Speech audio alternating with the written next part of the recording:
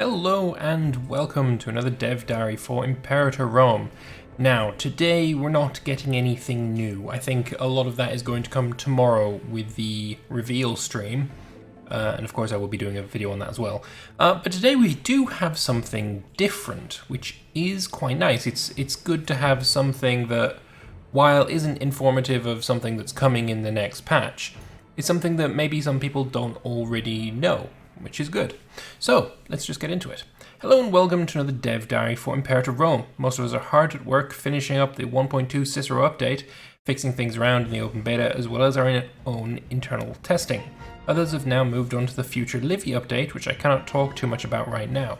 The Livy update is the one that's going to add flavor, apparently, so we'll see what happens with that eventually. With the release of the final 1.2 approaching, I thought I'd take the opportunity to introduce some of those who are part of the Imperator Rome team and what they do, along with their in-game cameo characters. So we'll start off with Johan, Thoukidki's Priapid, and yeah. So, name and nickname, Johan. He's the creative director. He does whatever is needed to make a game, mostly design and coding, and his favourite feature is mana. No, never mind. He really likes how the dynamic pop mechanic worked out in Cicero, and he likes playing Tartessos, that is the nation in the south of Spain. And as you can see, he starts off in Sparta, which is pretty cool. It looks fairly similar to what he looks like, although I would say that his in-game character is a little more chubby than he is in real life now, because he's lost an awful lot of weight since last year when I met him. But yeah, moving on.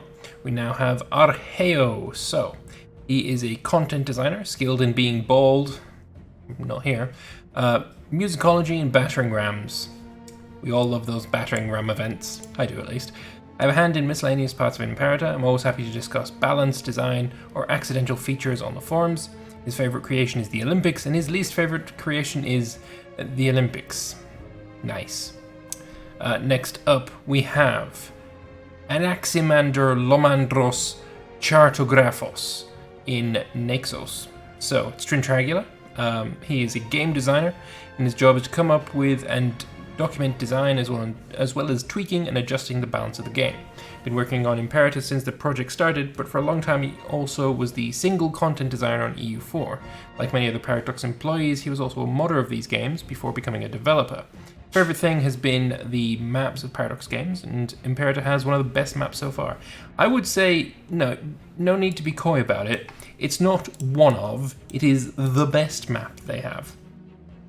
It's not the best map of Japan, because it's not in the game, but as a map, as a whole, this is the best map. No need to beat around the bush, it just is. Just admit it. From the Cicero update, he really enjoys how the dynamic between food, cities, and settlements has turned out. Next we have Iocaeum Hominid. It's Yokum Snow Crystal. You see him on the forums quite a bit. So he works with pretty much everything that isn't art, sound, or code, be that map changes or fixes, events, decisions, or whatever else needs script work. Similarly to his time on CK2, he prefers working on the map or formables.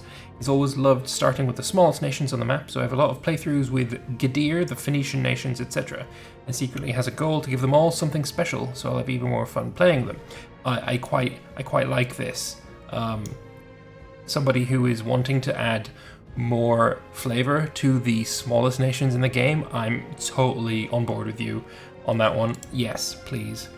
Fun fact, he once paid €16 for a tiny ice cream he didn't even get to eat. Probably bought it in Stockholm.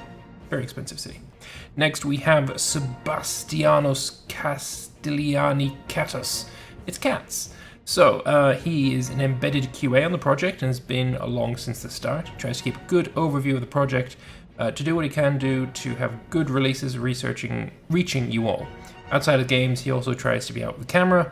Favorite bug, Demon Ghost Cassander haunting the Mac. I remember very vaguely this bug.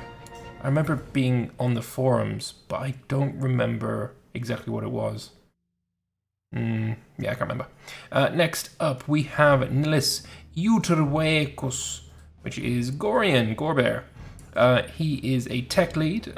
Part of the leadership team is making decisions. Specifically, a tech lead is responsible for the technical delivery of the game, setting up workflows and processes within the game together with a producer.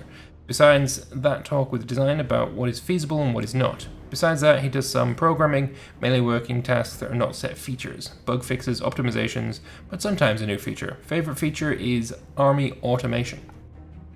And the next one, I feel, is the one that spent the most time on their custom portrait, because straight up it straight up just looks like him.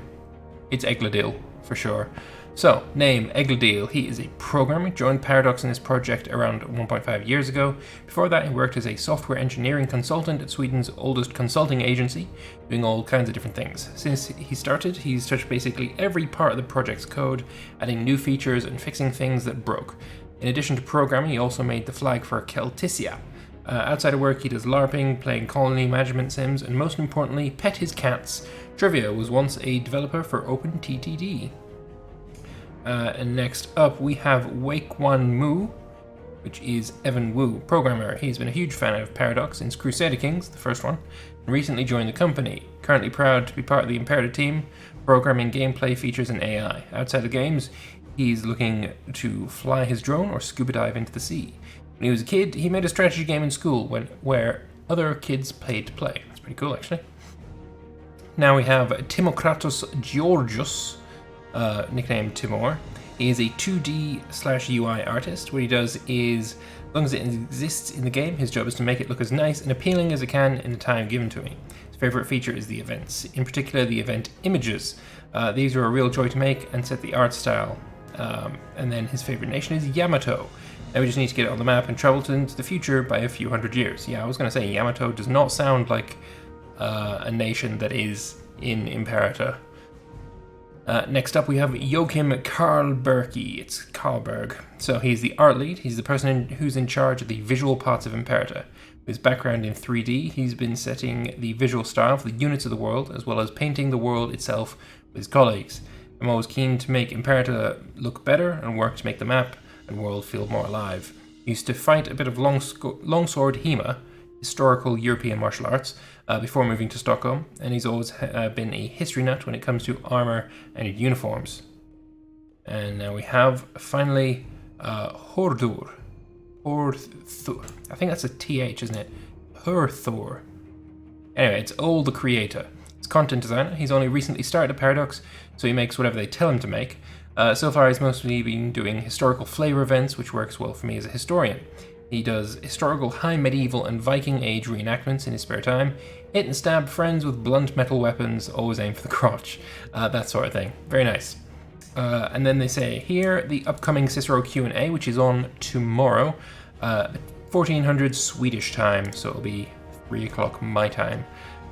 So yeah, I will definitely be making a video on that, so expect it around about this time tomorrow. So yeah, pretty cool. Now, there is one glaring missed person in this list from what I have seen, and it's not only me who has seen it. Wagonlitz here, I notice you forgot to state where Rod is. Rodrigue Delrue, the awesome guy who gets flogged an awful lot. Stream Checker says here, only showing the devs that wrote something about themselves for the dev diary. Well, doesn't matter if he didn't write something for the dev diary, because I know where he is. I found him and I made a video about it a few months ago. And, well, I'm going to play that for you, and then we're going to end the episode. So, enjoy.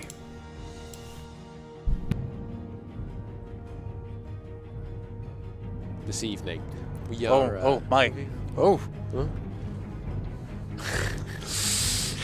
Hello, Nice, Rod. Nice. Hi, which way? Which way? I can't quite get that at the right level.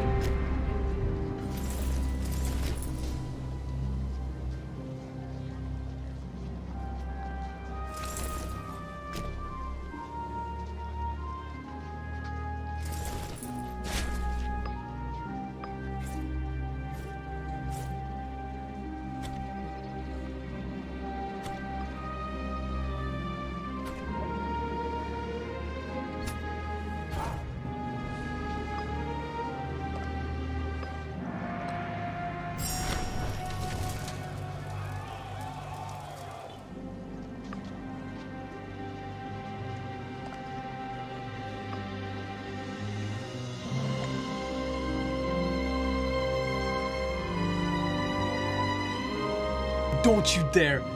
I swear That's to all God, I'm saying. not that. You do a lot of swearing at God during these streams, Rod. I don't swear! This is you just said you swear to God. I mean, he's probably not swear too to God. impressed. No, don't do it.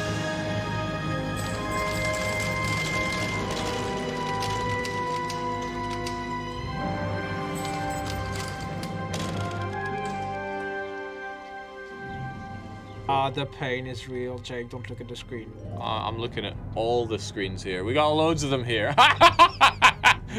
Okay, I wasn't seeing that one. That is so well done, though. You've been working out.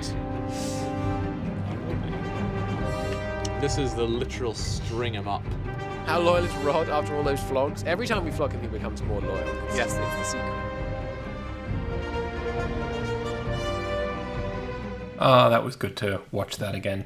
So, yes, with that out of the way, I want to thank you all very much for watching.